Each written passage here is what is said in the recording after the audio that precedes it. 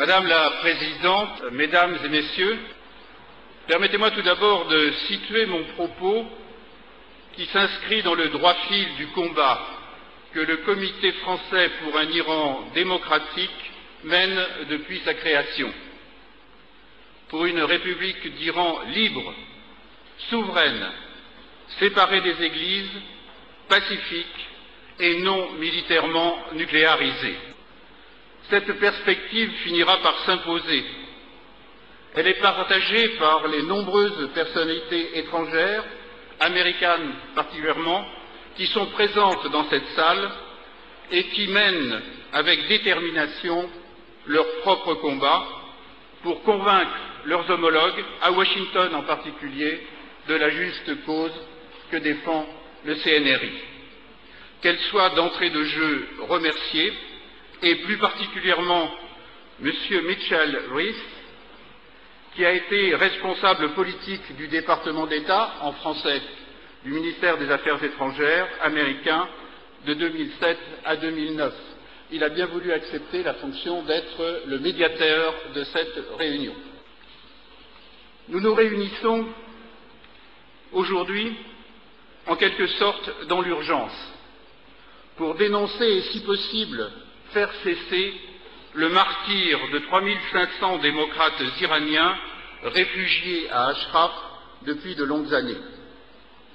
Leur situation périlleuse découle, hélas, très directement de l'invasion de l'Irak, à laquelle le gouvernement français d'alors avait refusé de s'associer. Le parlementaire d'opposition que j'étais avait néanmoins partagé, comme la quasi-totalité de l'opinion française, ce refus au risque de susciter quelques difficultés, en particulier dans les médias des États-Unis. Chacun doit reconnaître cependant qu'alliance ne signifie pas allégeance ni alignement.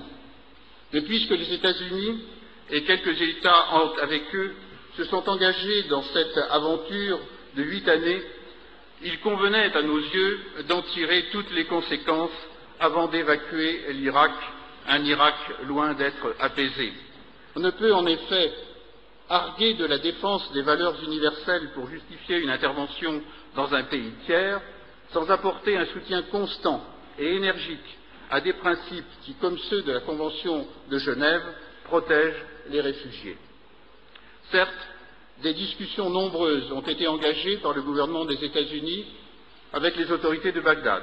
Nous avons pris acte des propos du président Obama lors de sa rencontre récente avec M. Maliki. Nous espérons toutefois que les échanges confidentiels, avant les déclarations officielles, auront permis de corriger dans les faits des complaisances formelles du discours officiel. Car doit-on le rappeler, lorsqu'on négocie avec le diable, c'est un proverbe français, il faut toujours avoir en main une longue cuillère, car derrière Maliki se profile en permanence l'ombre des mollahs iraniens.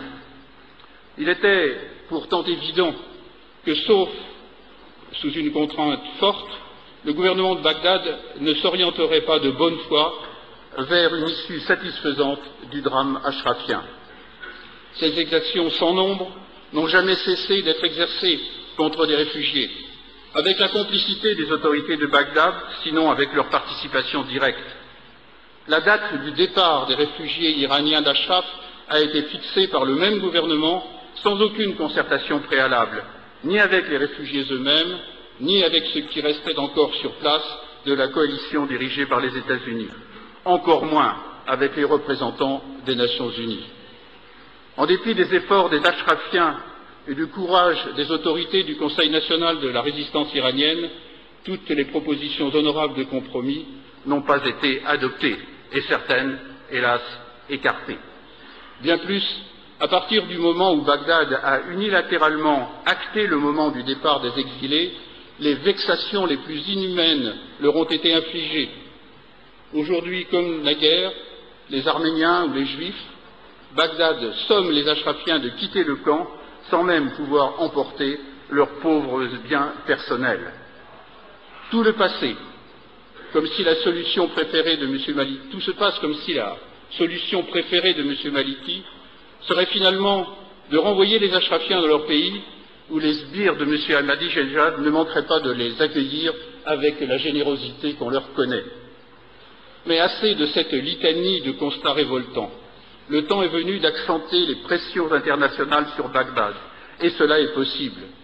L'Union européenne a fait des propositions, plusieurs des États qui la composent acceptent d'accueillir des réfugiés. Les Nations unies se sont enfin décidées à maintenir sur place, le cas échéant, des observateurs permanents, faute d'un contingent de casques bleus qui aurait pourtant rendu les plus grands services. On propose aux exilés d'Ashraf de s'installer dans un ancien camp américain baptisé Liberty. Mais les autorités irakiennes, qui l'ont préalablement pillé, sont en train de construire en périphérie un nouveau mur de Berlin, sans doute pour que ce nouveau lieu de rassemblement ressemble un peu plus à un camp de concentration. Aujourd'hui, le monde civilisé s'interroge. Les États-Unis, qui tiennent à bout de bras le gouvernement maliki, divisé et déjà largement discrédité, peuvent encore agir utilement. Si leurs représentants que nous allons entendre, qui sont sans doute des femmes et des hommes parmi les plus éclairés, les plus actifs, s'engagent encore fermement, les opinions publiques pèseront elles aussi utilement en faveur des Ashrafiens persécutés. À la veille de quelques et nombreuses échéances présidentielles, ce facteur ne saurait être négligé. Je vous remercie.